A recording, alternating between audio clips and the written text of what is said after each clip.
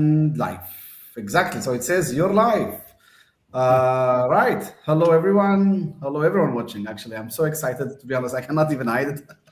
So, hey, everyone watching. We're broadcasting live on LinkedIn and on YouTube at the same time. We're here today, as we have promised, as we have organized. I think it's one of the first times ever. Like, you have almost the entire team of the core team, the entire core team of the PMBOK guide. Now this is the eighth edition, and we're starting today a series of 5 episodes. Today we're starting episode 1, and of course it has to be with Jesse. It cannot be with anyone else. It has to be with Jesse. Okay, exactly, exactly. He's so surprised. He doesn't know it. So we're gonna have 5 episodes. We're going to announce each one after the other in the next few weeks. So with Jesse, the chair of the core team for the PMBOK Guide 8th edition. But however, this couldn't be possible without Rusbe, to be honest. Rusbe has been so supportive, has been so full of ideas. Really, he really supported this so much. He wanted it to happen. He brought a lot of ideas. I don't know if it was really his idea or my idea, but it was our ideas, both of us. But really great. I think it was his idea, to be honest, to go with almost the entire team. Few weeks back, we had Gabriela Bitina. She was with us. But for the next 5 weeks, we will have I think 8 more colleagues. And today we will start with the chair, Jesse. So Daniel and I, Daniel, guys, everyone, Daniel. He's been with me, and he's still with me in the other series, which we're finishing this week. And we'll finish it this week with one of the key people at PMI, which is Kelly, but that will be on Thursday. So we're finishing that series. We're starting the new one. And honestly, thank you so much, Rosbe. Thank you, Jesse, for your flexibility. And we have prepared a small presentation, Rosbe. I don't know if you want to, should we pull it now? Should we leave it for later? I think people want to hear from you, Jesse, who you are, your involvement with PMI, what you do for a living. People want to hear this from you as well, Rosbe. Really, let's get introduced to the audience, because I think for this series, people are from all over the world. So for the next 90 minutes, or maybe a little more than 90 minutes, we really want to have the most from you, because we're honored, to have you. So Jesse, let's start with you. People want to know, who is Jesse Fuel? Well, first, let me just say, Ahmed and Daniel, it's an honor and a privilege to be on the show. Really grateful for the impact you've had on the community, and my story hopefully will be just one addition to your very impressive portfolio. I myself am based in the US in the Washington, D.C. area. I earned my PMP in 2005. Wow.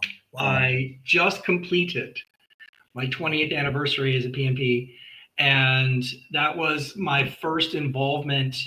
It was actually I had already been working on projects for many years, but it was the beginning of the journey of becoming a proper project practitioner and a project leader over the last 20 years. And I started volunteering with PMI in 2007, 2008. I made the phone call to find out what would it take to form a community around agile project management practitioners.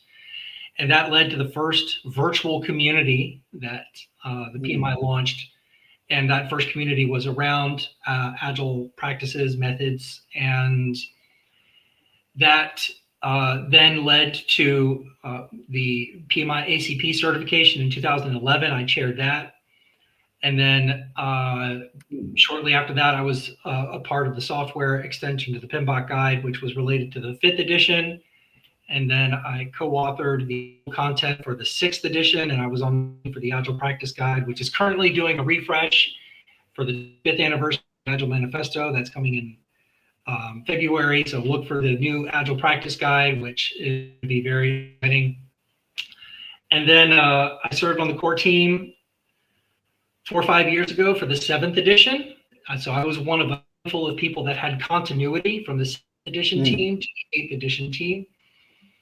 And also involved in my local chapter in Washington D.C. for here and there for a little bit, and so that's kind of been my involvement with the community on a global scale. I had the privilege to work and talk and speak and collaborate in over a dozen countries, and also wrote the project manager column in PM Network magazine for about 10 years, the Agile Project Manager, which was translated into 7 languages.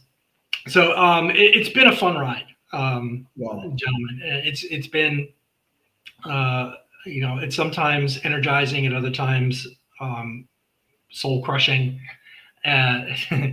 particularly after the 7th edition was released. Then, and as a day job, I've been kind of applying a lot of these learnings as a consultant. Have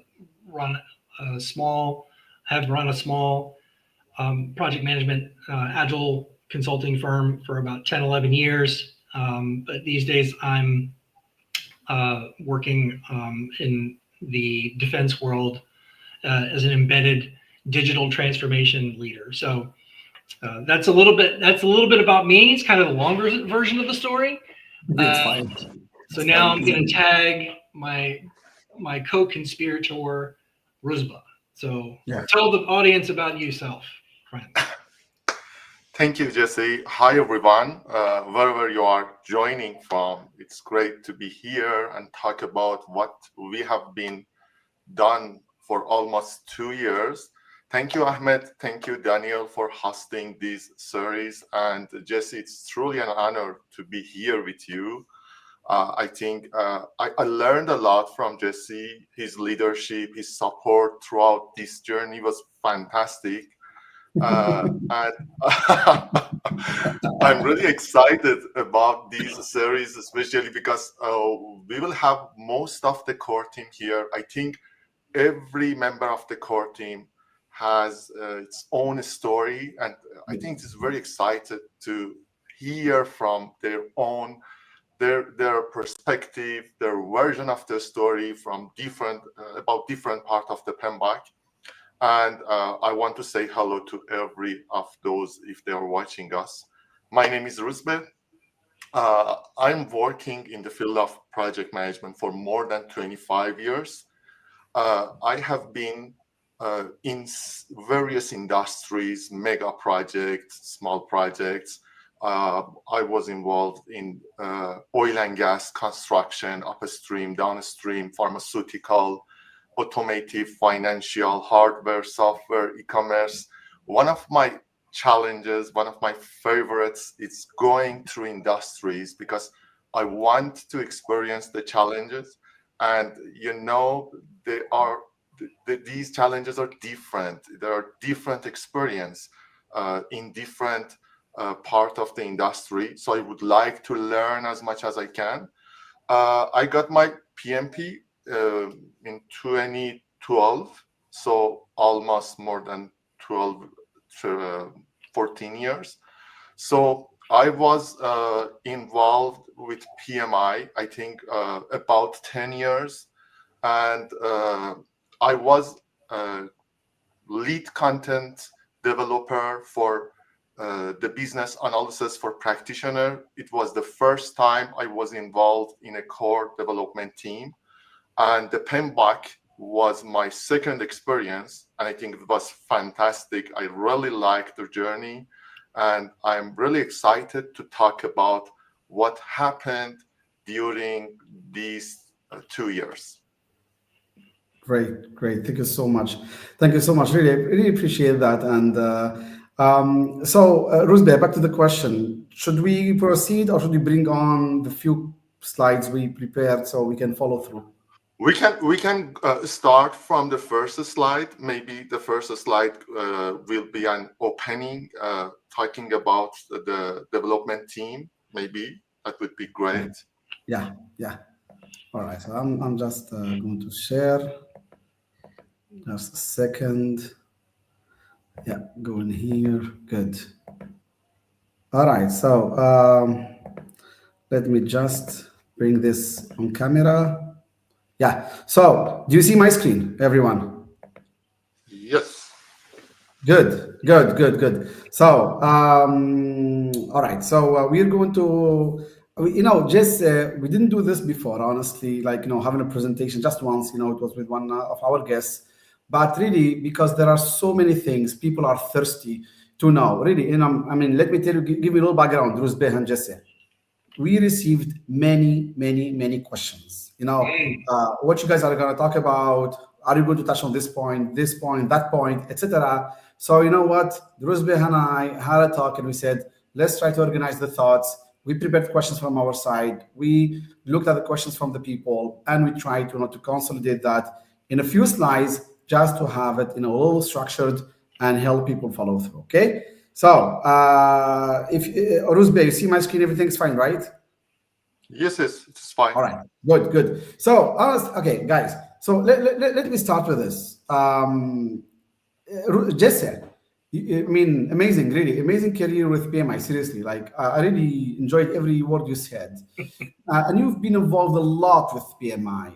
When it comes to PMBOK 8, what was the process for selecting the team, based on what exactly, the entire process, how long did it take, etc., so if you can walk us through that, if you want, you or Rusbe, either one of you.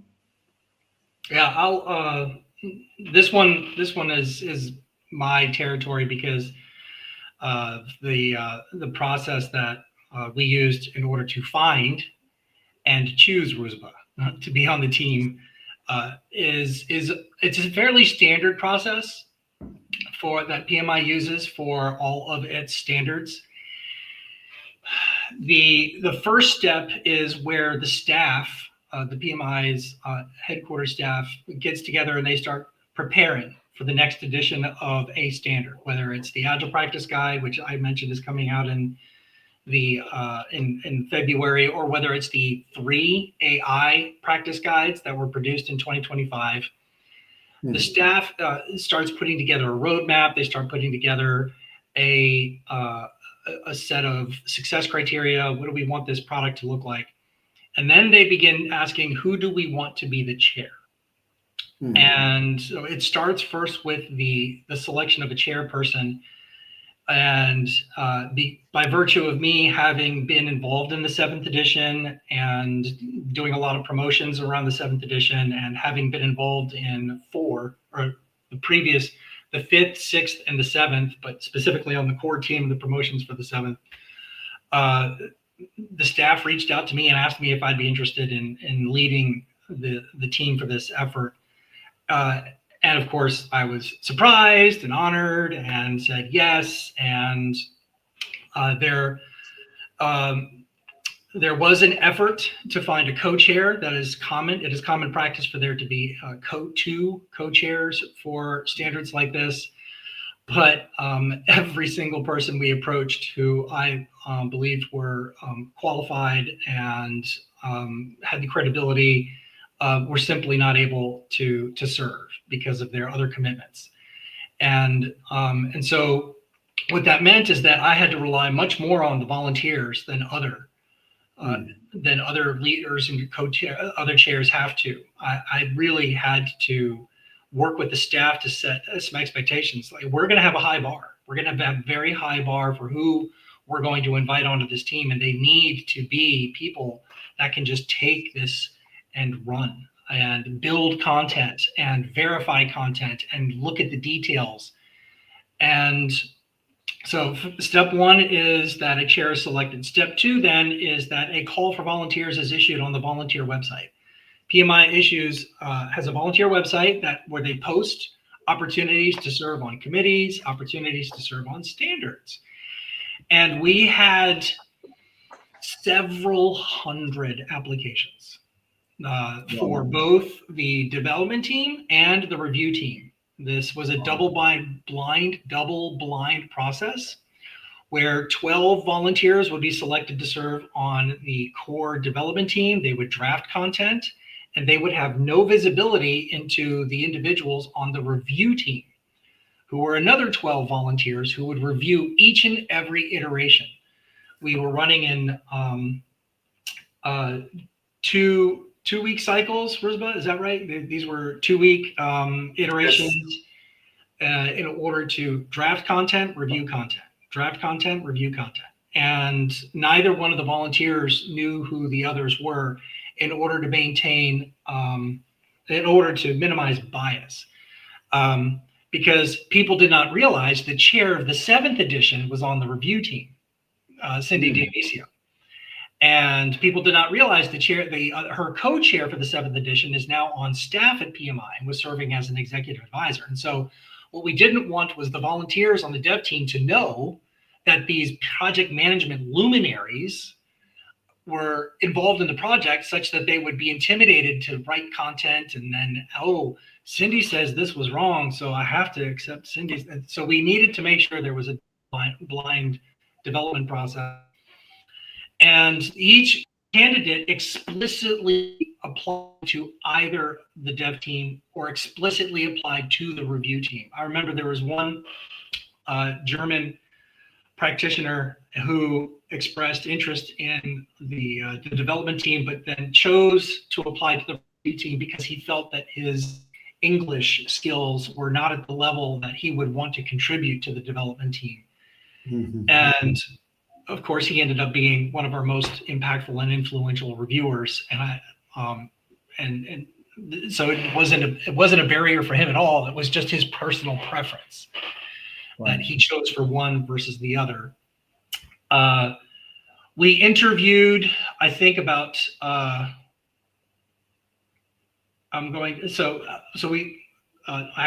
skipping a step. So hundreds and hundreds of applicants. The first phase was to screen the resumes and the profiles that were submitted. The staff would check to confirm, did you answer the questions in the application? Did you answer them at all? So there were hundreds of applicants who did not fully complete the application.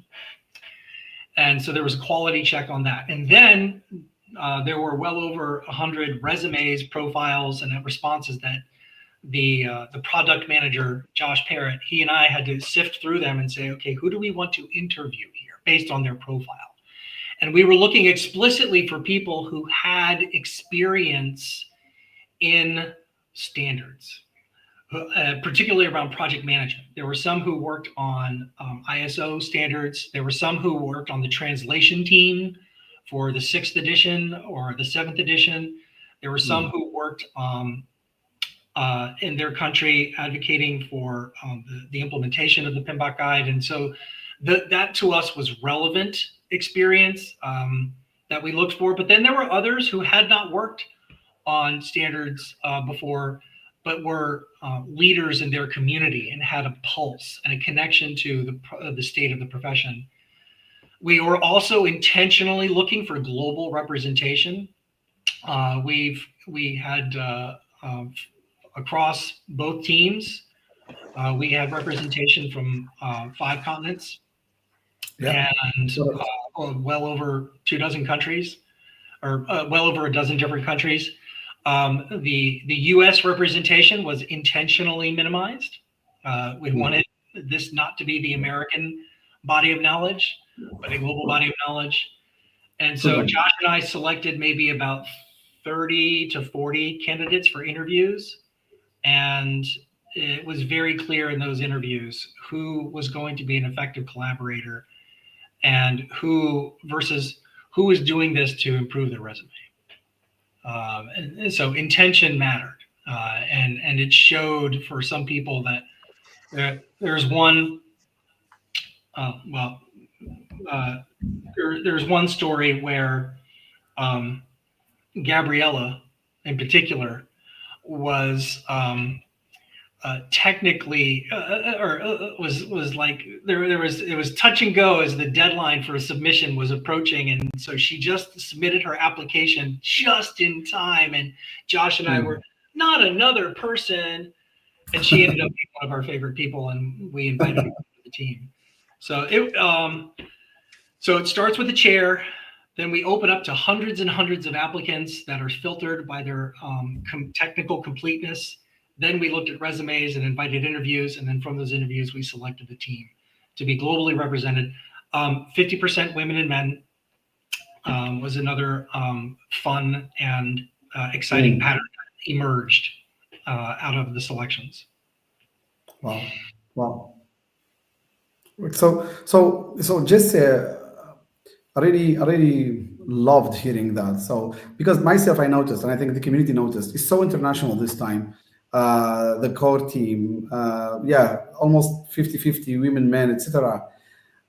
The background of the people, besides the activities, besides the standards which you have mentioned, was there a particular focus on which industry each volunteer comes from? We made a very explicit effort, much the same having global representation. So anytime we saw a non-American, we wanted to pay extra attention to them. And I'm being a little bit biased here, but there are a lot of American candidates, and we wanted to make sure that we heard from everyone from various countries and language backgrounds and industries. So we explicitly were, whenever I saw someone with Rizbo's profile who's been in petrochemical, who's oil and gas, we paid attention to that. There were a number of people that did have agile backgrounds and IT backgrounds. Yeah. But I would say less than half of the team, Rizbo, if you would agree with me, less than half would call themselves agile practitioners. Every one of them had familiarity with agile methods. Yes. It's hard to be a PMP today. It's hard to be an agile or a project management practitioner without some awareness of agile methods. Right. Because it's becoming so popular in marketing industries and in financial industries and in product development with MVPs. But I would say less than half would call themselves agile practitioners. So there was one who builds museums. Gabriella builds ships, sea vessels, and then Rich Rinaldi works at a PMO in a nonprofit space. And so there was a lot of different representation. So regarding the agile concerns, I think the concern was twofold. Number one, the 7th edition. The 7th edition arguably revealed some agile bias. And we don't want to talk about that just yet. There's more slides to talk about that. And so naturally there would be a concern that the 8th edition would have a similar bias. The second reason I think people have suspicions is because of my personal background. I've been a licensed instructor with the Scrum Alliance since 2009. I co-chaired the PMI ACP. I was on the core team for the Agile Practice Guide. That was a collaboration between the Agile Alliance and the PMI. And so I have been an agile consultant, coach, trainer, advisor, practitioner. And so there's a natural concern that I would bring my bias to the project. And what's interesting is that the first draft of the standard, the review team came back and said, "You have no agile in here. What happened?" There was some very strong criticism that we were going back to that it was a copy paste of the 6th edition. Like, oh, what are you people doing? This is not what the project was about. And so we got some very firm criticism on our very earliest drafts that we needed to be much more thoughtful about bringing a balanced perspective, because we were overcorrecting, we were overcompensating. Right. Thank you. But Rusbe, if I may ask, I think, as Jess has said, so many people involved. I mean, let's talk about the core team. I mean, 12 people, different backgrounds. When I say backgrounds, I don't mean countries and languages only. I mean mainly industry backgrounds. Okay. Jesse himself said he's got strong background in agile, and honestly, we cannot deny the necessity of having an agility or an agile mindset and agility in our projects, because that's what the market, the technology, and the reality, that's what they mandate. So I expect that there were some, let's say, differences between or among the core team members, different views, different ideas. Probably that even sometimes escalated some hot discussions because each one of you wanted to make sure that this PMBOK guide is going to really deliver to the world what the world has been waiting for long, something more sophisticated, more advanced, more real, and more adaptive to the realities of the project management, the product development, the different industries. So, if there were ever any conflicts, any diverse ideas, any differences in the way the people think and brought or presented their ideas, how was that resolved or managed? Let me add something. I think part of this question is Jesse's job to answer because he was the person who involved in solving the conflict. But before that, I can say the PMBOK core team is one of the most diverse team Yeah. that PMBOK ever had because I think the diversity was fantastic, was beautiful from different countries and from different and several in various industries. And that brings a uh, very holistic perspective. And also it caused conflicts because people from governmental, non-governmental environment, different countries, even in same sector or same industries, but with different experiences, may cause to have different perspective on some aspects. So when we were anonymous for more than 2 years, we couldn't say that we are part of development team. But I was seeing many posts, many rumors on the LinkedIn that most of development team are from agile background, from IT background. When we had the first draft for the review, and now also we see some of those on the LinkedIn.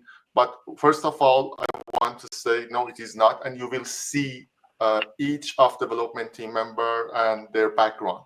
But regarding the conflicts, you have to know that we didn't in agreement. We aren't in agreement in every aspect. We had conflict on several topics, and sometimes it took more than 4 weeks. And I would like to hear from Jesse because he served in review team, lead the review team, and also the development team, and also there were conflict between these two teams and also in the development team.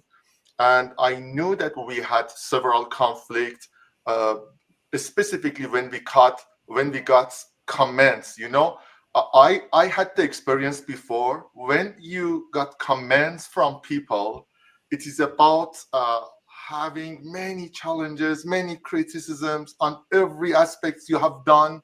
So I've worked on the PMBOK for more than 1 year, and now you have very, very different comments with different wordings. So I would like to hear this from Jesse, myself too. How did he manage these conflicts? Well, so there are a couple of interesting points. One, so Josh, the product manager, who's the PMI staffer, who led the project from a PMI perspective, and myself were between the dev team and the review team. Remember, they were double blind. They could not speak to each other. They did not know each other. Instead, one would deliver some content and the other would deliver feedback and insights and inputs. And so Rusba's telling about the friction that happened whenever the feedback would come back. And the feedback would come back to him and say, Rusba, what is a project management mindset? What are you talking about? And no one's ever talked about this or heard about this. Everyone on the team contributed to the project management mindset, which is a new feature in the PMBOK 8th edition. But Rusba was very much the facilitator of that conversation, trying to move forward the idea that project management is not just about what you do, it's about how you think.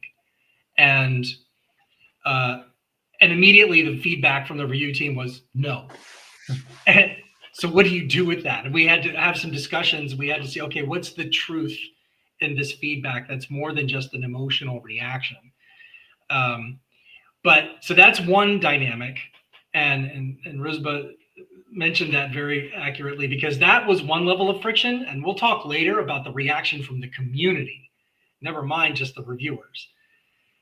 But inside the dev team, the people that are going to be coming onto your show, Ahmed, this was a very collaborative group. I would say this is one of the highest performing teams I've ever had the privilege of working with. There, and I attribute it to the selection process. One of the all-time great management books, if you're listening and you haven't heard of this book, the book is called Good to Great by Jim Collins. It's a management classic. And one of the principles that he offers around effective management is first, who, then what. First, you decide who is on the bus. Then you decide where the bus will go. Who is on the project is more important than what the project is going to do, the plan. The plan itself is the plan.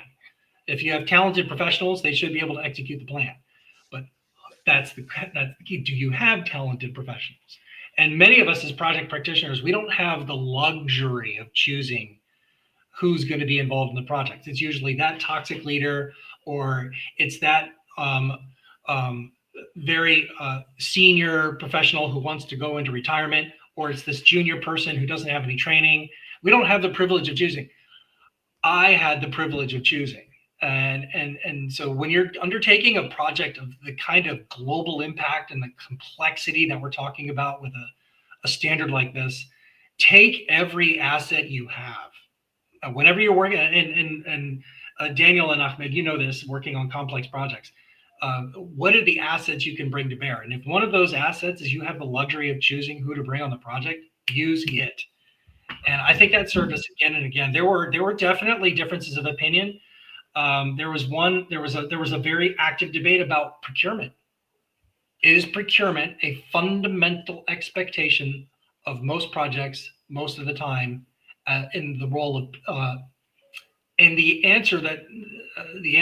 proposal was maybe in the past, but in today's marketplace, procurement is very often conducted by a separate organizational department, a separate function, where project practitioners need to be involved in it. They need to be aware of it. But are they the ones that are signing the contracts? Are they the ones that are doing the vendor selection? Are they the ones that are submitting invoices or collecting invoices or paying invoice? Not necessarily. And so that was a very active debate, but just the collaborative DNA we had on the team allowed that to be a proper debate and not an ego contest. And so that was very rewarding. And all of the guests that you have coming onto your in the future episodes, Ahmed, you're going to get a taste of their collaborative dynamic and their charisma. And these are just people you want to work with. So look for that in the next episodes. I'm sure. I'm really certain. Like really, and I really appreciate what you said, and I really appreciate the effort Ruzbe has put into this. And I really appreciate the explanation. Now it made things really clearer, and I hope this video will spread across LinkedIn and the other platforms. So really, once for all, people now will they just had the explanation from you guys, the clarification, and how was the selection process. And Jesse and Ruzbe, I think when you teamed up, all of you guys, you probably, one of the first things you start looking at is what was the people's feedback on PMBOK 7, what were the gaps in the PMBOK 7, the pitfalls, what were people complaining about, especially like people who've been in the industry for long. Now, because, let me be honest, I teach people who have been project managers and following PMI for like more than a decade, since PMBOK 5 and 6 at least, these two, okay, at least since 2013 at least. and people who know PMI after 2021, with the PMBOK 7. And there are different views here between these people. So I really, people want to know, did you start with, look at PMBOK 7 saying, okay, this is what people didn't like, these are the pitfalls, the gaps, and these are the problems we want to address in the next version, which is PMBOK 8. Did you start with that? Well, Ruzba, I'm going to ask you to, I want to invite you to share your perspective. Imagine being a volunteer who saw the PMBOK 7 and saw how controversial it was and wanted to make an impact in the 8th edition. There was one, Sylvie was one of the reviewers, and she said that she was so upset by the 7th edition, she said she had to volunteer for the 8th. And so imagine being one of those people, and then you come into the first kickoff meeting, and then Josh and Jesse are presenting all the data. Rosba, what do you remember first hearing, and what was your first reaction to saying, what are we going to do? Yeah. I really remember the first kickoff meeting. Actually, I couldn't be there. I was there virtually. And when I heard that what we are going to do, it was very, very enjoyable with me, because what Jesse mentioned, as an audience of PMBOK 7, I think PMBOK 7 is full of inspiration, but without mechanics. So there are very, very good things. There are very advantages, but I think it is not all we need to have in the PMBOK. There are much more. So when I heard that what we are going to have, it was very, very inspired for me, and we were very happy to see. There were there was many discussions about the PMBOK 7. Every person gave their review on PMBOK 7. What are the advantages? What are the disadvantages? And I think it was some consensus about what we are going to do in PMBOK 8. Okay. In particular, what I remember, so there were 10 of us were in the kickoff meeting in Los Angeles, and there was one American, and then there was also Rosba, who were unable to attend in person. They were there virtually, and Josh just walked through the data. 75% of all project managers across the world believe that we should keep principles, but we should refine them. There was some feedback that said there's too many. And there's duplication. Why do we have a quality principle, but also a quality domain? A complexity principle, but also a complexity domain. It's confusing. 70%, and these are estimates, but it was consistently 3/4, 70 to 75% of the practitioners kept coming back, and they said they wanted their processes back. To Rusba's point, the 7th edition had a lot of mechanics, methods, models, and artifacts, but it was just there. There wasn't the level of organization around the mechanics that people wanted, the way that there was with processes. And so they said, yes, we want both the principles and the processes. So there was a survey that went out that had that yielded over 10,000 data points as to what the community wanted in the 8th edition. Another one that came back was that they wanted the substance of the knowledge areas to come back, and the process groups. They wanted all of that to come back, but they also wanted to make sure that there were a lot of concrete examples and illustrations. And so it was all very data driven, because the 7th edition was so controversial. We could not rely simply on the verbal feedback or the written feedback. We needed to have some quantitative data around it. And so I remember for example, we are not going to re-import the 6th edition knowledge areas. We're going to preserve performance domains. And I remember there was one person on the core team who just had a visible reaction, like, but that's the whole reason I'm here, is to bring back the 6th edition. The whole reason I'm here is, and you could just see, and I had to say, this is the job. So PMI has laid out exactly what the framework is for a standard. You'll notice in the recently released program management standard and all the other performance domains is the new language for all of PMI standards. It's not merely about knowledge areas.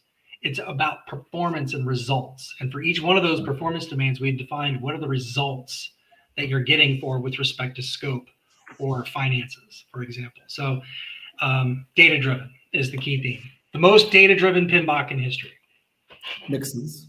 It makes absolutely sense. Now, we understand, so from knowledge areas to performance domains, because it's no more about knowledge, what you know, it's about how you perform, what you deliver. And you also so also the process groups now are called the focus areas, no more the process groups as they used before to be before for long. What was the reason, like from process groups to focus areas particularly? There was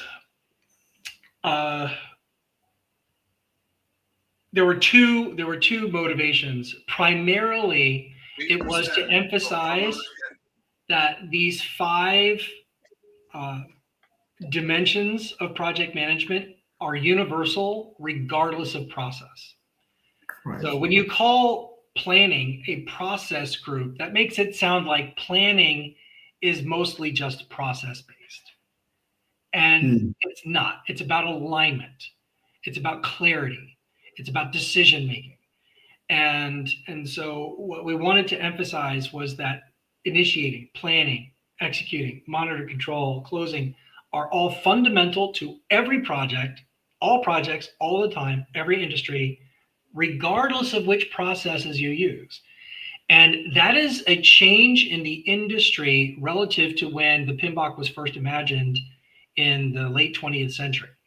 In the late 20th century, there was a lot of formality around processes with ISO 9000, Six Sigma, and in the IT world, CMMI, and so that was the state of the industry in the late 20th century. Well, we're a quarter century into the 21st, into the 2000s, and now what we're seeing is that project management has different levels of formality, and some projects use process control.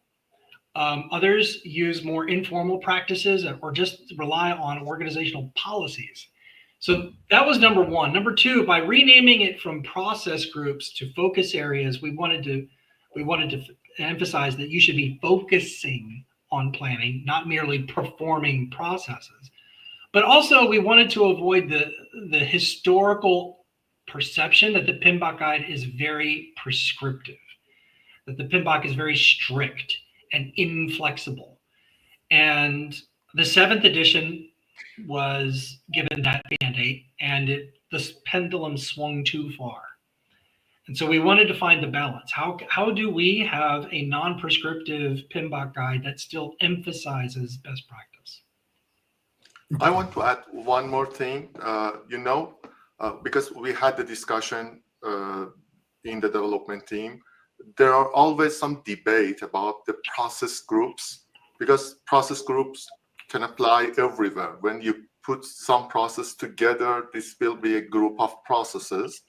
And also, always people mixed up process group with project life, project phases. So there are always some misunderstanding on these. But when as Jesse mentioned, there were several discussions on the renaming and what will be a good name for that. But when you are talking about focus area, it means we are talking about planning, not just some specific processes that needs to be there. It is about planning. And as Jesse mentioned, it gives some flexibility. So focus area is about an area that the focus is on the planning or focus is on the execution. And there are lots of tailoring. You can have several processes, more or less processes. So there are always some criticism on the name of process groups. And I think that's why we did this change. And I know when you change something, there are always some against and some for change. Right, right, right. Thank you both. So, I think since we're talking now about what changes have been brought into the PMBOK 8, I think we can start with one of the most visible changes and one that has been circulating on LinkedIn now for the past 2 weeks, which is the definition of the project. So, from a temporary endeavor undertaken to produce a unique product or service result, to being a temporary initiative in a unique context, undertaken to produce value. I think that's a big shift.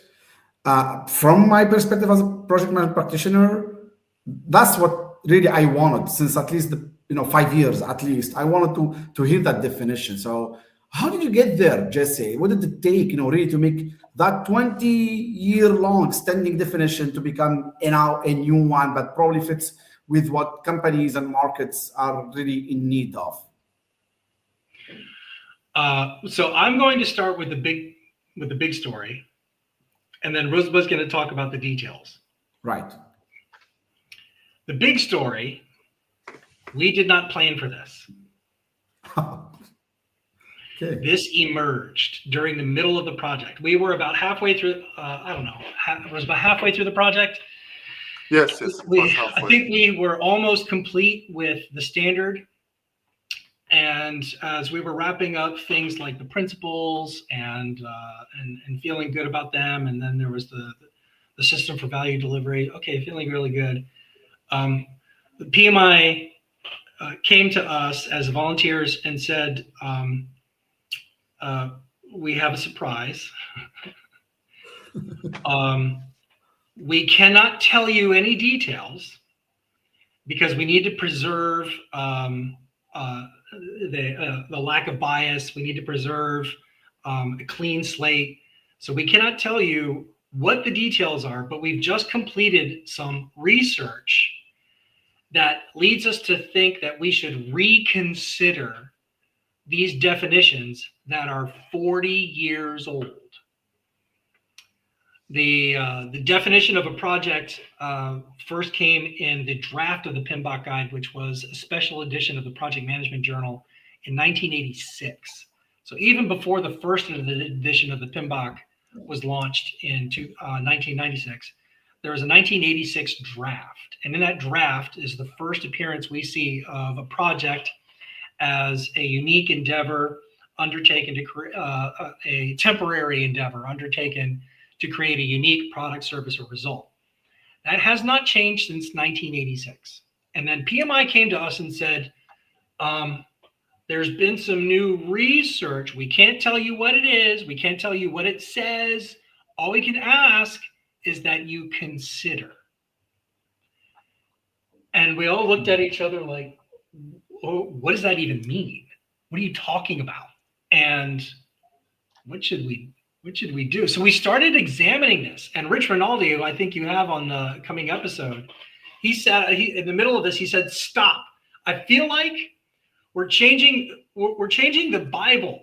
I feel like we're changing the Quran. Like, are we permitted to do this? Is this something that is, this is scripture. This is the Bhagavad Gita. You cannot change the text. And so that was the story. And so by simply challenging us to think, to ask, what is the state of the marketplace in this century relative to the previous century? I mean, we're talking about a half century ago is when these words were first being formed. It's like things have changed. It's time to ask ourselves, what is the state of project management in today's industry? So let me ask you, Riz, why initiative instead of endeavor? Yes, good questions. When we were talking about Endeavor, we are from different languages, from different countries, and one of the problem we had is about what is the meaning of Endeavor in our languages. We have problem with two terms. One is about stewardship, because we didn't know how to translate stewardship in, and it wasn't just me in my language, also other people in their language that had some struggle with that. And endeavor is a bit sounded academic, ambiguous. So when we were talking about what could be a best word to describe something that with can fit the project, then we come to initiative, because the initiative is more strategic, is more portfolio, it's aligned more with portfolio language. And I think it is about a structured, a strategic effort you are going to do in the organization. So that's why we come to initiative instead of endeavor. Good. In particular, Gabriele, the other thing is about the word product. I mean the unique product. It's become context now. It's become context. It was changed with context. I think Rusma might be having some internet issues.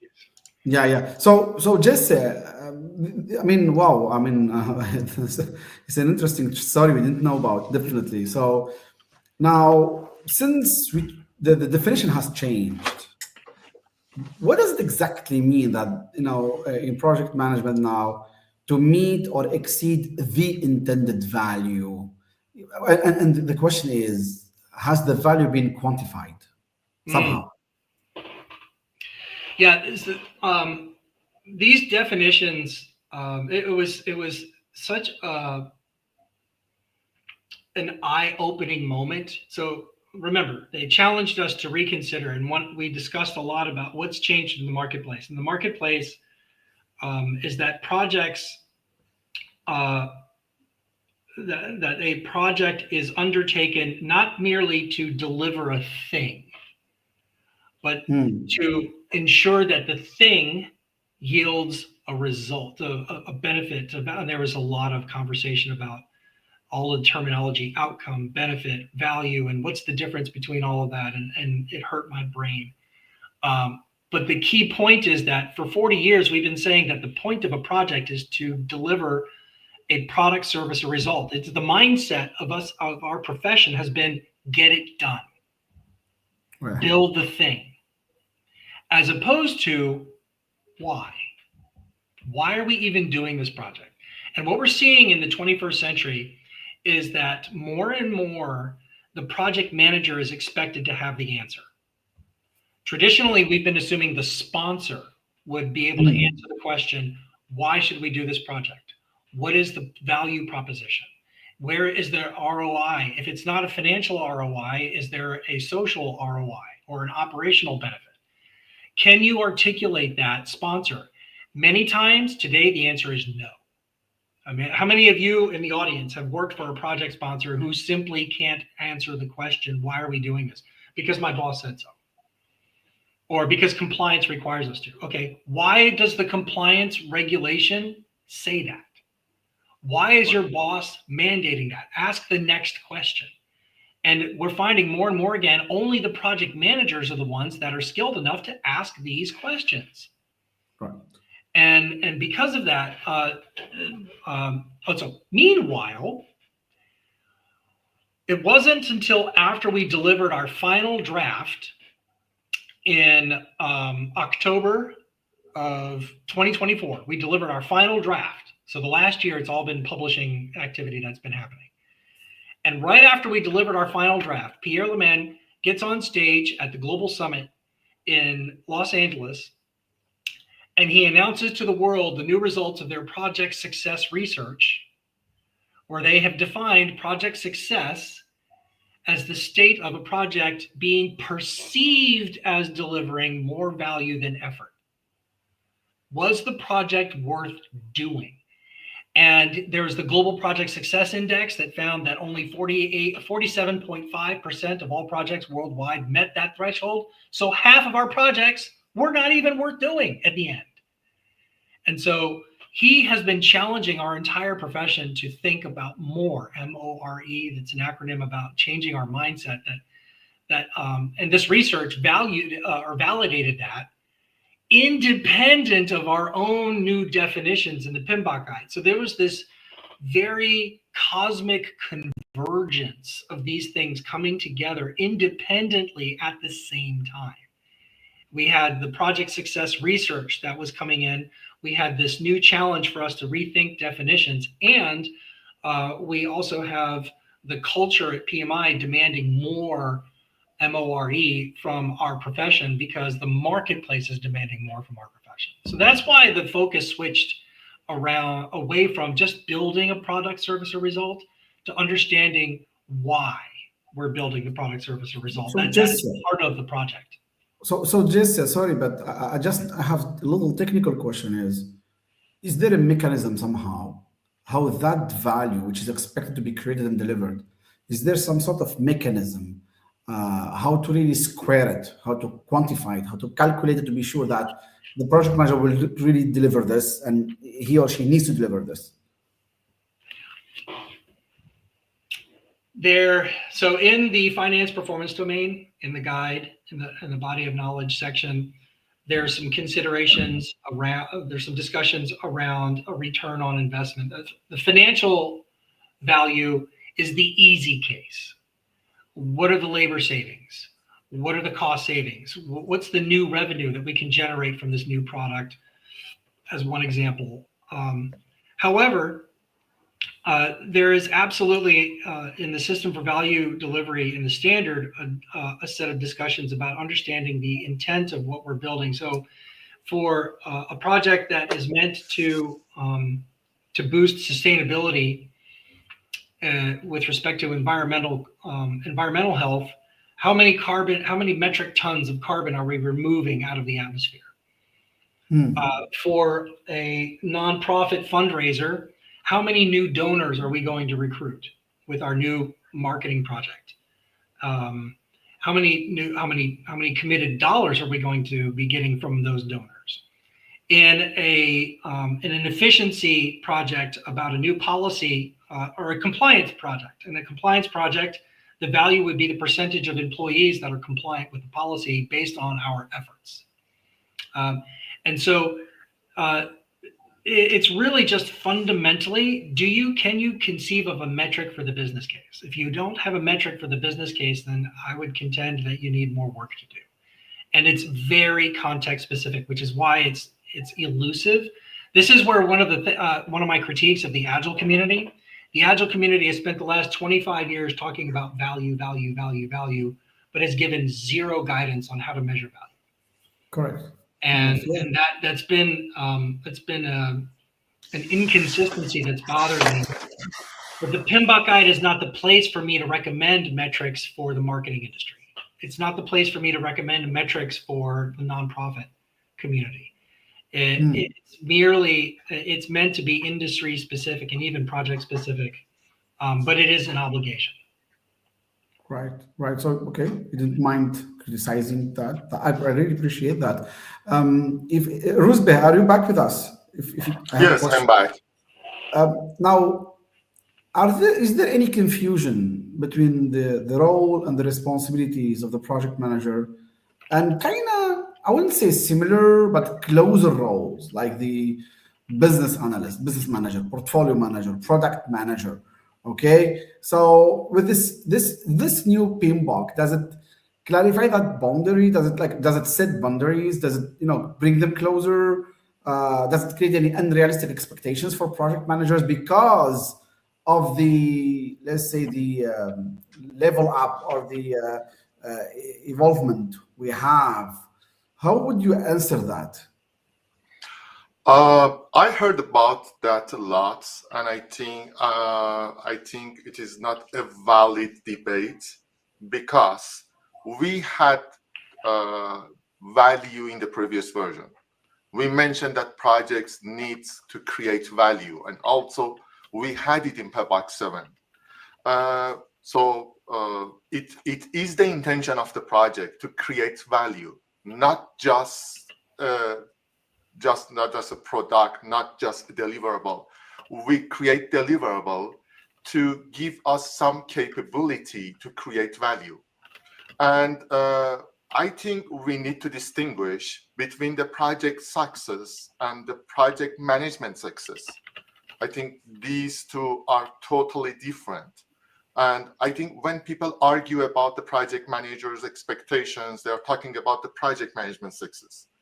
And the other part is, although the portfolio manager is accountable about the value in the project, I think the project manager needs to share some responsibility, needs to take some responsibility about that.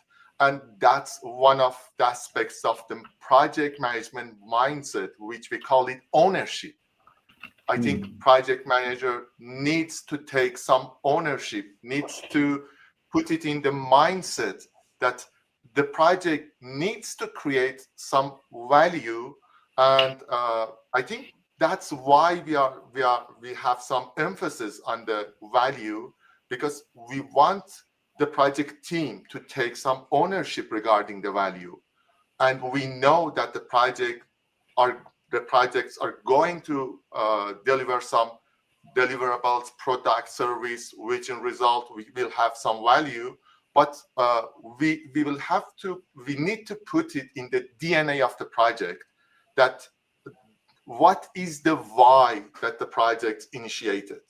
And that's why the emphasis is on the value in the PMBOK 8. And I think we had it in the PMBOK 7, we had it in the PMBOK 6, but in the PMBOK 8, we just highlight the value in the PMBOK.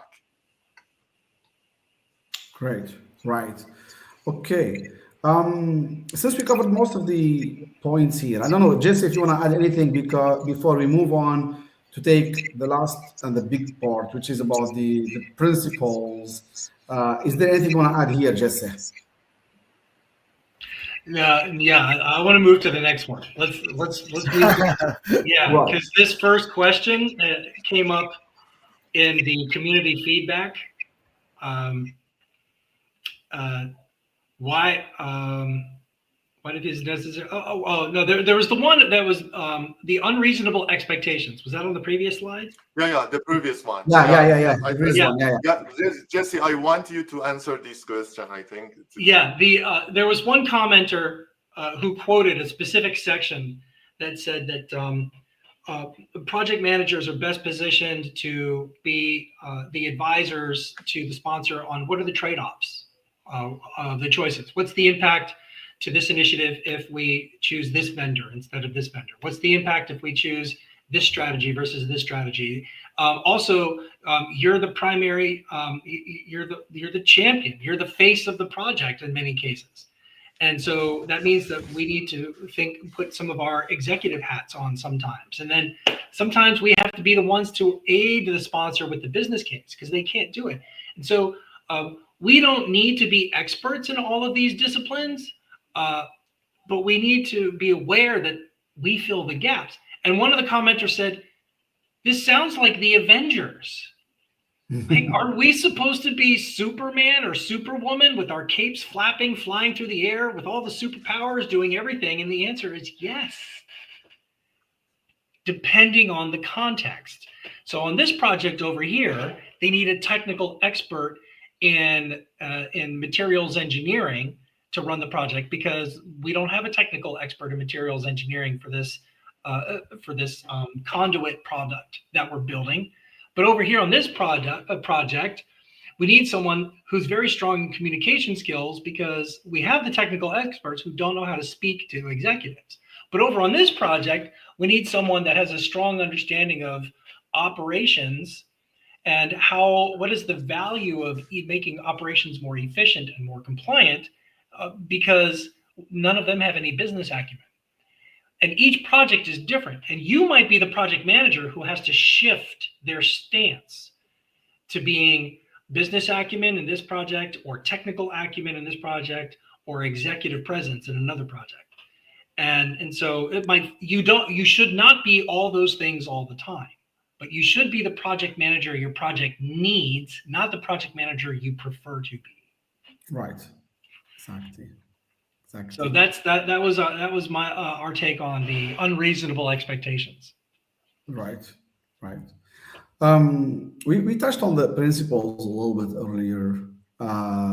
We went down from 12 principles into six. You a little bit emphasize on the rationale behind that, right? Have there any practical examples or case studies, showing how these principles are really applied on real projects? Now we're talking about the six principles, no more about the 12, but the six, because the previous 12 ones, some of them, have been replaced or, merged into new principles, or probably some of them with the same name, like, the PMBOK 7, some of them are covered by some processes in that mapping table.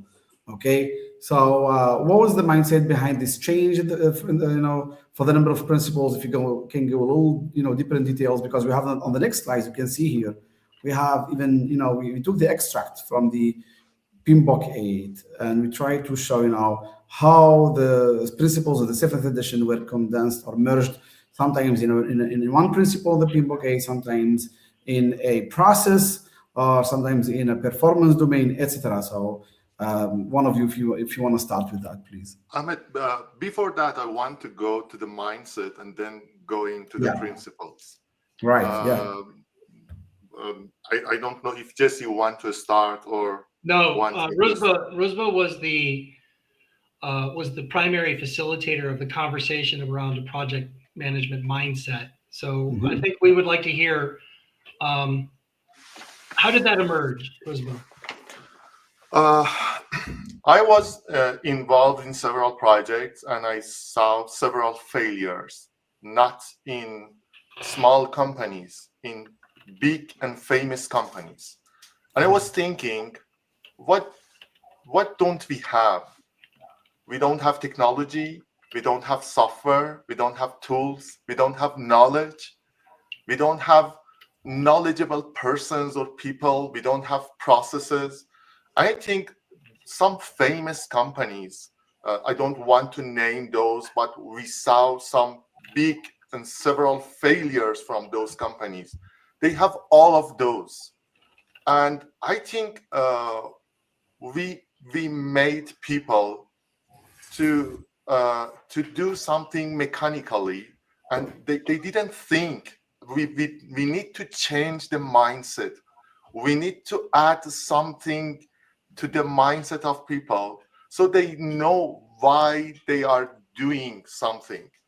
So the mindset concept is going to emphasize some key aspects, some key dimension that I think every project managers need to have. And we discussed about it with the team, and I like the output.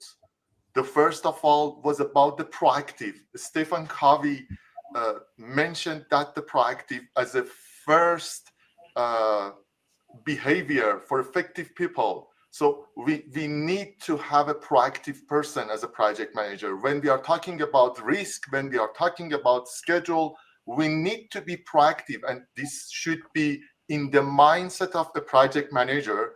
As Jesse mentioned, we are talking about an ideal project manager, not the project manager we want to be, the project manager that you need to be. And the other one is about the ownership. We need to take ownership about our people, about our decisions, about everything in the project. And this will shape another aspects in the mindset of the project manager. And if you are proactive, if you are if you have the ownership, but if you don't deliver value, if you don't think in value driven, if you don't have a value driven mindset, then it doesn't worth anything. So I think the third dimension, which complementary for the other dimension, is delivering value to yourself, to the people around yourself, to your planet. And that was why I think we need to have something differentiate, something unique in PMBOK 8 to focus on. Not 10 elements, not 10 dimension, just 3-dimensional and core things to shape the project manager mindset. Right. Yeah. The intent here is to emphasize that project management is more about what you do. It's also about how you think. And with respect to, so there are two other questions here. With respect to compressing from 12 to 6, that was what all of you as practitioners told PMI after the 7th edition. 12 is too many. We heard that a lot. It was in the data, it was in the feedback. And so what we began then to do was a mapping exercise. Okay, if we need to refine these principles, how do we refine them in a way that preserves some kind of a mindset, but also isn't too noisy? And so with respect to risks, there was a 7th edition principle around risks. We just said, let's just make that, we don't need to mention that as a principle because we're going to be describing it as a performance domain. Tailoring, that was another principle. We don't need to mention that as a principle because we have an entire section on what tailoring is. And there we can describe the considerations, and we can describe the thought process around tailoring. And so the reason why we compressed was because of the community feedback. The how was through a mapping exercise to remove any duplication. And one of the more controversial ones was around quality. So quality is no longer the way it was in the 6th edition knowledge area, nor is it a 7th edition performance domain. It's embedded into everything we do. So quality is inside the scope performance domain. And as an example, each of the principles have an example in action, which would be, for example, a company is expanding its wholesale shipping services to support an unfamiliar regional market. A conventional approach would focus on meeting the shipping specifications for each market, ensuring compliance with regulatory requirements. In contrast, a quality-driven approach would investigate the expectations of the broader stakeholder system, including distributors and retailers. With that deeper analysis might reveal that high-value customers have stricter demands than the government. And so that's just one example in the quality principle of applying that mindset to conventional practice. Conventional practice is meet the regulatory requirements, but embedding that quality mindset into everything we do, not just in the scope domain, but in all the domains, is about going to that next level. So that's what the why the compression, the how the compression, and an example. Right. Good. Do you want Jesse and Ruzbe, if we go through this page 259, probably just what this is a big mystery. What is page 259? Is he going to give us, ladies and gentlemen? What's behind that curtain? It's that mapping table, how we map the processes from the 7th edition to, with the processes, the 8th edition, or the principles. Sorry, how we map to the principles. Sorry, how we map the principles from the 7th edition, and we merge them into the principles in the 8th edition. How does that sound? Quickly, yeah, maybe. If you could show it, we can talk about it. I have it. It's on. If you see it. Oh, this one, yeah. Like we have 6 slides. 6 slides because and each slide is touching on on one of the, exactly on one of the principles. So, All right. I'll tell yeah, the story, Ahmed. The story was we knew we needed to compress. 12 was too many and too confusing. yeah, So how do we do that? And Rosba, I believe you were on the activity where the team came together in a virtual whiteboard, and we put Yes. all the 12 principles from the 7th edition. We also put some of the old performance domains up there, and we just did a mind map. And we moved them around as sticky notes on a whiteboard online. And there were about 5, 6, 7 groupings that emerged, like the holistic view, for example, here. The complexity. Those of you who haven't heard of the term VUCA, yeah. Mhm. Velocity, uncertainty, complexity, and ambiguity. yeah, that term is meant it's a reason why it's an acronym coming together, is because these are all the nuances of the same bleh. It's all the ick. It's all the, uncertainty, volatility. Bleh.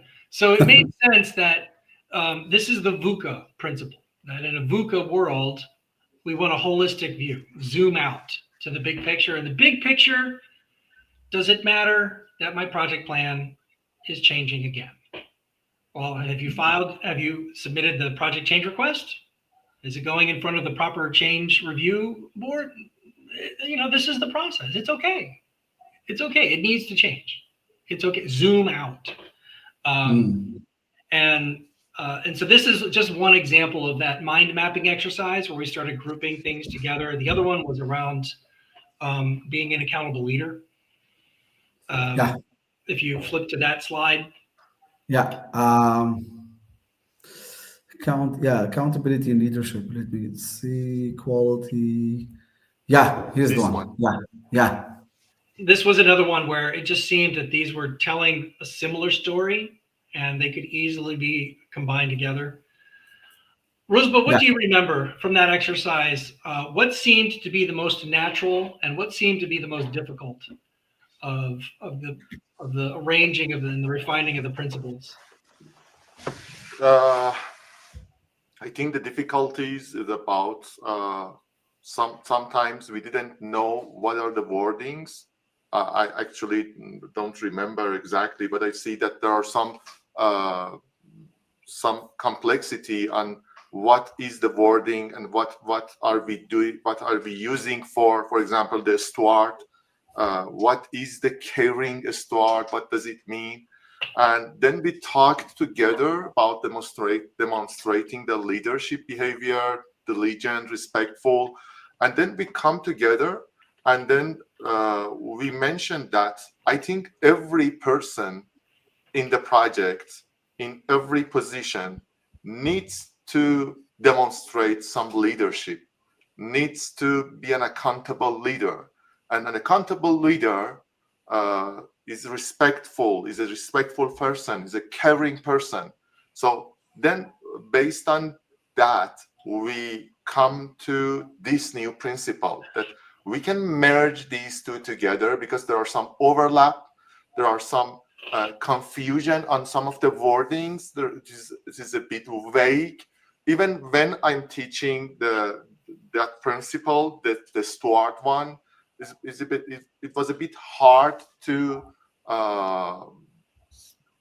describe it to people. What does it mean? But when you merge these together, and now you are talking about being an accountable leader, it is totally different now. Yeah, one of the things, one of the benefits of having a global team is that you quickly discover the American bias. And for example, we discussed the change of the definition of a project from endeavor to initiative. Gabriele, who is Lithuanian, said that endeavor is it's a confusing word. Initiative is much more of a natural word, and it might be the difference between a Latin word versus an Old English, Middle English word. Likewise with steward. Steward Yeah. was another word that the non-native English speakers got. What is this? What is this? I don't even know what this means. And so the global English was something that became a recurring standard for the standard. Is the English in this standard more global than it is either Anglican or North American? Right. I personally, for example, myself, when I read the word steward in the PMBOK 7 2021, it took me a while to be able to explain it to my audience because I teach, I help people prepare for the PMP exam in 3 different languages. I teach in English, in French, and in Arabic. And it was not always easy to find the translation to the other languages. And even in English, it took a while to explain to other people who are not used to it. Okay. Right. So we can see that now. What's your? I mean, we can deep dive into this if you want. Really, just Daniel Rusbe. We can deep dive. It's up to you guys. You tell me, like, go back to that particular slide. But just question from my side. What was the overall satisfaction with these changes? I call them improvements, to be honest. Let me be honest. As a practitioner, I see that they fit more into our vision and the way how we see projects and project management should be approached as project management practitioners. And I'm really satisfied, to be honest, to a very big extent, to a big degree. I'm satisfied with the changes that have come in this book. And Daniel, really, I want to hear from you as well. Daniel, you've been there, in the project management industry for more than 2 decades. I really want to hear from you this because you are one of the first people who read the PMBOK 8. You and I had a discussion, a few weeks ago. You told me that every bit of it, every word of it. What was the overall satisfaction? Now, this session is helping people, get feedback from the core team, the leads. But what was your discussion? Your own satisfaction. How satisfied are you? First of all, as members and chairs of the core team, and what was the overall satisfaction inside PMI, and then from the outside of PMI? Well, let's start with Daniel because he's a proper project manager. Yeah. I'm going to say it anyway. No, first of all, thank you, guys. I am blown away. This has been such a great conversation. Just seeing these little nuances and the things in the mindset. I could only imagine what it would have taken to put this together. So awesome job. As a project management practitioner, this is one of the greatest advancements I've read. I felt like when I got done reading this, I read it once through, and then I read it a few different times. I love the mindset. I love the focus on value because that's what we do at the end of the day, right? And it was nice to see, especially a lot more examples because at least from the few thousand project managers I've talked to in the last year or so on the few different things I'm working on, you just addressed a lot of the questions that they asked me, and I didn't have a good answer for them because I just read the book like everyone else. And they wanted more examples that they understood, and not only themselves, but they see that the business has done a better job, or at least maybe not a better job, but the world outside the project manager, the people we interact with on a daily basis, they see that project managers deliver value at the end of the day. It's not just like you said, deliver these things, make this product. That's all well and good, but is it being used? Like all the things that come with value. And I couldn't agree more. This is, at least from my perspective, it has been one of the most transformative books I've read on project management. And you could just see the work and see through the pages, the development that you guys had put through this, very much like my own conversations I've had with other project manager professionals, Ahmed included, and just kind of moving I feel like, to put it simply, I feel like this is exactly where we're at right now as a profession, like this, and going into the future. Like this is exactly where we're at. It has taken so much of the great foundational stuff over the last 40, 50 years, but it's really brought us into the 21st century and set a stage for project management to really be recognized outside of our own little world for the true professionals that we are. And to me, that was certainly, and the mindset as well, combining those 2 things. That's the thing that I was the most excited for, because I could already see conversations in the business world changing because of this. People are now taking a different look. They may have or may not have already said some of these things, but here is a group of people, tens of thousands of people that have come together and agree that this is kind of where we are, or this is where we are. And now the business, I'm seeing the businesses change, and that's all we could ask for some of this. And again, all of the PMs I've talked to, they love this. They feel this is exactly where we're at now. This is the transformation that's come over the last few decades, and this is really setting the stage for a very successful future for the profession. Wow. Like, okay, I think we're done. Right. Like I got even more exciting just saying all that stuff, man. Like this has been, and just working with Ahmed over the last few months, man. Like, and hearing his passion for project management, and the two of you, Gabrielle, and so many. Like, I'm just excited to be a project manager, even more so now that this book really. This is a good time to be a PM. Yeah, absolutely. The skill, the discipline, the craft is seeing an upswing. Yeah. I think. The current leadership team at PMI is absolutely helping advance the industry, the community. That's great. Yeah. But not everybody agrees with Daniel. No, I've got some naysayers as well. When you were reading through the 18,000 comments we received on the draft, what was the one that was most critical that you remember? Most critical, most hurtful, most polarizing. Imagine reading through 18,000 comments where it's like, this is wrong. No. So which one comes to your memory, Rosba, as being not as friendly as Daniel's comments? I absolutely. If I want to mention, there are some comments about you are ruining the project management at all, something like that. You're destroying everything, and I want to mention that the project management is not just for one person.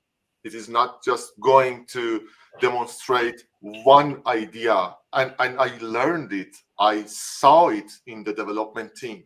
Sometimes I had some opinion on something, and I saw that other people saw that differently. So when I saw those comments, I was thinking how this person thinking about the project management. If the person thinks that the project manager is just that person, what he does or what she does, I can't understand. And actually, some of those comments are very, very, I can't say anything about that. Maybe Jesse can complete it. Yeah. There will always be the haters and the detractors. What was our job, what we volunteered to do, was to find the 2% of truth in all the criticism. And there was, for example, the Avengers comment made us think a little bit about adding in some language that, okay, you're not supposed to be an expert in all the disciplines: product management, financial management, procurement management, executive presence. You're not supposed to be an expert in all these things, but you will be called upon to fill gaps. There was another comment that said that there were some comments where they wanted to offer their critique on the whole document inside one single comment. So there was, instead of saying, please correct the spelling of this, it said, please correct the spelling on the following 14 lines. And it was like, so there was a difficult amount to tease through. I think the most common concern that I keep hearing is, why are we changing so many editions? Why can't this be the last edition? And if you're changing the principles every 4 years, what makes me confident that these principles are even worth considering? Because the caring steward now is gone. So I don't need to be a caring steward anymore. No, you need to be an accountable leader. It's the same idea with more refined language. And the answer is because that's the ANSI standard. The accrediting body behind the PMI's PMBOK guide is the ANSI organization, and they require every 4 to 5 years a new update to the standard in order to reflect the current state of practice. And I was at the Phoenix Global Gathering back in just last month, where we were having a conversation about this, and one practitioner said, "I feel like you changed the name from knowledge areas to from process groups to knowledge areas. You changed this from complexity to holistic. You just changing things to change things."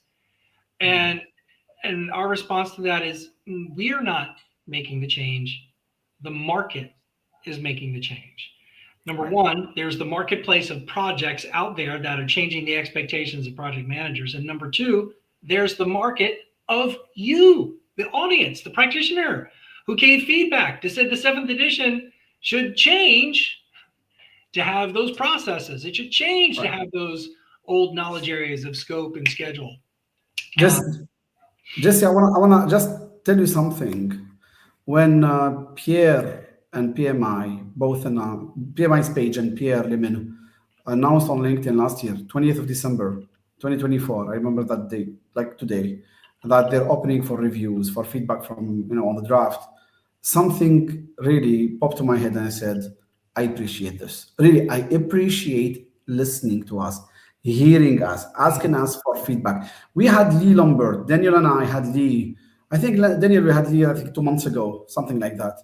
Okay, Yeah, one of 2 months ago. Yep. Yeah, and he explained to us, before the PMBOK 1996 was released, since 81, how they drafted for the PMP, since the early papers, white papers, all of that. Now, I think what happened last year and early this year is tremendous, is big. Gabriela, a few weeks ago, explained to us how, all the people, the core team went through those thousands and thousands of comments, and, they were splitting them in groups and trying, to address them. Honestly, I appreciate that. So if right now, on 9th of December, 2025, there is still someone who doesn't agree, who's not happy, I have a question to that person. First of all, did you share your feedback? Did you give your opinion? Did you, for example, suggest an improvement or not? That's one thing, okay? And second thing, did you come up with something probably better? I'm not saying it's perfect. It is so good. Always, there will be always, as Jesse just said, with ANSI, the American National Standards Institute requiring improvements or changes to adapt to the market evolution every 4 to 5 years. So really, now let me say something before we touch just one last point about project management versus product management. Let me say this to everyone. Look, this is such a great effort from a team, and behind that team there is another team, and behind that another team there's an organization, and there are reviewers from all over the world. Now it's up to every project manager to really take that and apply it to a certain extent on their projects, their initiatives, their products, their services, etc. So really it's up to everyone. These standards, see this book, let's say this guide, these standards will help everyone speak almost the same language, understand each other. So whether you're from Kenya, Brazil, whether you're from Mongolia, whether from Sweden, wherever you come from, you guys can speak the same language. When I say changelog, you understand what changelog is, what a WBS is, what a backlog is, etc. We wouldn't be struggling to understand each other. And as Rusbe has said and Jesse said, they try to speak a common English language, global English, rather than American or British. That's really something I wish people could take into consideration when trying to put this into practice. I'm not going to go back to that satisfaction part, but I want to touch on this last one before we take a couple of questions. Before this, I want to add one thing, Ahmed, because there were some questions on that. I want you to know there were 2 rounds of review. Yeah, okay? Yeah, correct. So not just one round in December. And I think this was for the first time that we have 2 rounds of public review. I don't know Jesse, but we had another round, and we received several comments for the another round, because I saw in the LinkedIn that there wasn't another one, and it took 11 months after receiving feedback, but there were some another one. Yeah, there were 2 rounds. The second round of feedback focused on the standard. That was the ANSI process. So the first round of feedback was the PMI process, where we took feedback on both halves of the document, standard and the body of knowledge. That yielded nearly 8,000 comments. The second round focused only on the first part, the standard, the principles, the system for value delivery, the focus areas. That yielded another 9,000 comments. Yes. And even all of that was in addition to the internal review team offering us dozens and dozens of comments each round that we were going. So this had internal validation, as well as broad validation, as well as the ANSI validation around it. So there were 3 rounds of around that. So far, I can share that we're seeing the community generally, to your point, Ahmed, the community is responding well to this edition because we listened to them, because we gave them what they asked for. The community asked for processes. We gave them back processes that were not copy-paste from the past, but were refined for the present. They asked for those process groups to be brought back, and we brought them back, not copy-paste, but refined for the present. Same with the principles. They asked those to come back, principles, and same, not copy-paste, but refined. And so it reflects not just the current practice, but also the current need of what the community is asking for. And because of that, we're seeing a lot of positive feedback, much less controversial than the 7th edition. Correct. Confirm that. There was one colleague of mine who builds airports. He's a project manager, mega project manager, and I asked him. I said, "Would you like to be the co-chair for this project?" And he says, "I don't see how in the world you will be able to integrate the 7th edition with the 6th edition. I can't wrap my head around how that's possible. Best of luck." And I'm pleased to say that we have since talked about and like, well, okay, we did it. This was not easy, and it was not a task that we took lightly. But so far, what we're hearing from people is this is what it needed to be. Yeah. Really great effort. I'm serious. Like really, we've been following closely with this, and I think it's such an honor that really PMI. I think the biggest platform where PMI is addressing people is on LinkedIn. I don't know, Jesse. Really, just before talking about project management versus product management, did PMI do the same effort on the other platforms like Facebook or Instagram or I don't know, the Twitter, X, whatever? Or was it, mainly addressing people on LinkedIn? Really, if you know, I don't know if you know. Say that. Ask the question again. Yeah, I was wondering when PMI was asking for people's opinions for reviews on drafts, was it mainly addressing the people who are on LinkedIn through peers page, PMI's page, or was it also doing the same on the other platforms like Facebook or X? There is an official process to offer feedback. The official process is through PMI's website, and the policy is that comments are only formally considered by the team if you go through the process. And then what we did is we tried to promote awareness. We said the window for comments is open. Please submit your comment. And Pierre, he posted on his LinkedIn. I sent out a newsletter to all of my followers, an email newsletter saying, please submit your thoughts and comments, because we're not permitted to make a change that does not have a comment attached to it. And that's part of the auditability of the standard. So no, we did not respond to the noise on social media. We only use social media to. It's important. It's important to clarify, because some people are concerned when they get into these debates with Pierre, because Pierre is very active on social media, particularly LinkedIn, and you start getting into these debates, and you're just like, "Ooh, give him a left, boom. Okay, give him a right, boom." And you're watching it, and you're like, "Is this what's going to go into the PMBOK guide?" No, it's okay. This is just a debate. So okay. So it's what to say. All right. So the announcement was mainly made on LinkedIn, to the LinkedIn community, because it's probably the one that is most concerned with this. And then they had to follow the official channels. All right, that's clear. That's why I always wanted to show people on LinkedIn that's really, LinkedIn is bringing you a lot of value. Now, if we talk just quickly about is project management now mainly about developing products? That's first question. Even though we know that actually we can have projects to create, services, deliver results, create other forms of deliverables in these different initiatives. So I think the current project management in PMBOK 8 does not address only product development. That's one question. And the second question, is there a clear, distinction between product management and project management in the current version, the new one? Rosba? I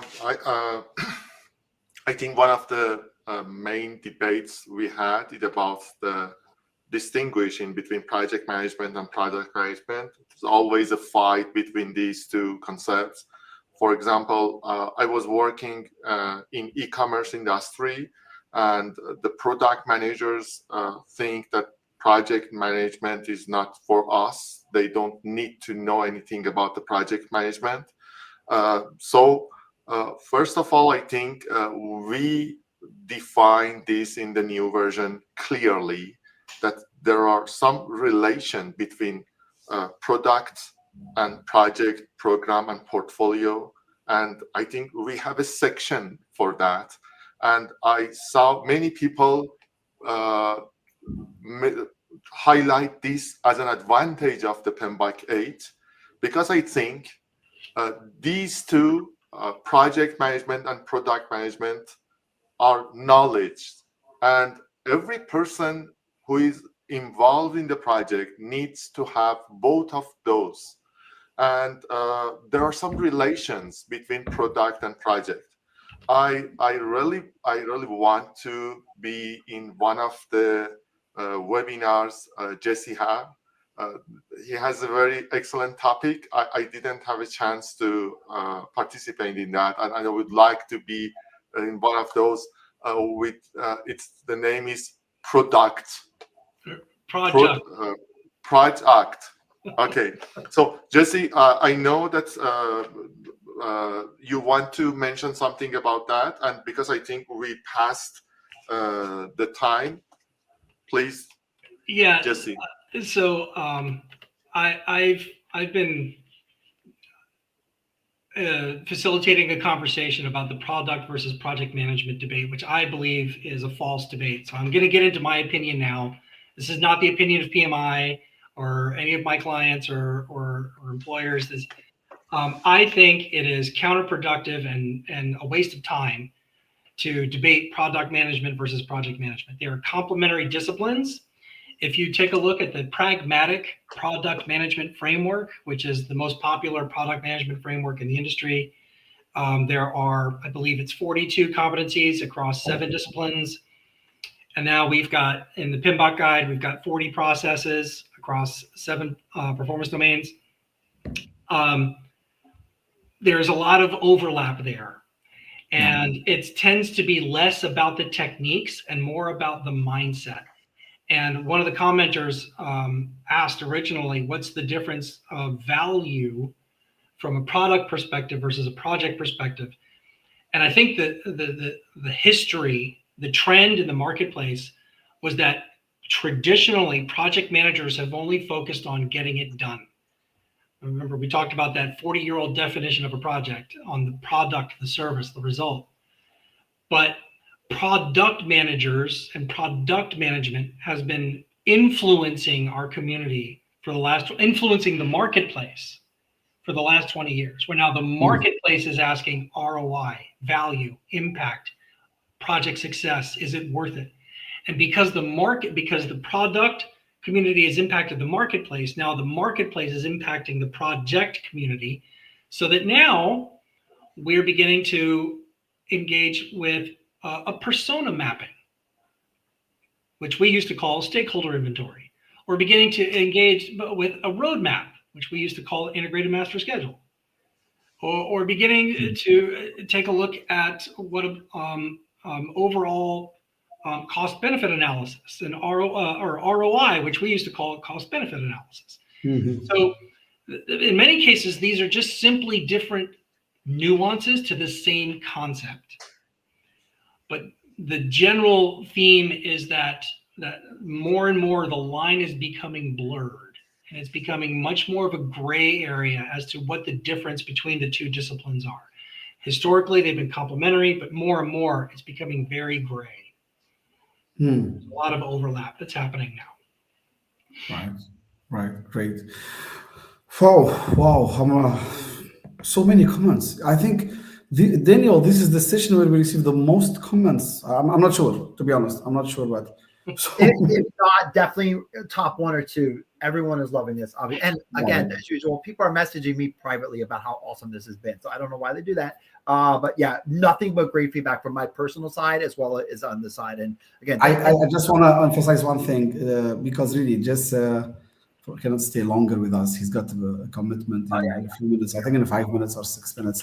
I really appreciate so much your presence, Jesse. And let me tell you why I appreciate that. I'm gonna say this for the first time. The knowledge I see behind what you say, really, I listen to each word you say. Wow, it's the first time I hear someone with such knowledge in project management. Honestly, no, I'm not I'm not like flattering. Really, no, really, you almost know every bit of the book, but not the book. The practice. Your Bitcoin bribe is already on your phone. Nice. Really, I really thank you so much for sharing.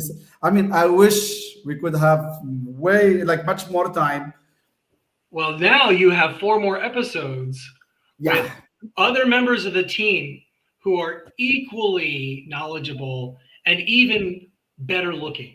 So Rich Rinaldi was recently on television and a game show in the US, Wheel of Fortune. Oh, wow. So you have a TV star joining you in one of your upcoming episodes. Oh, really, such great leadership.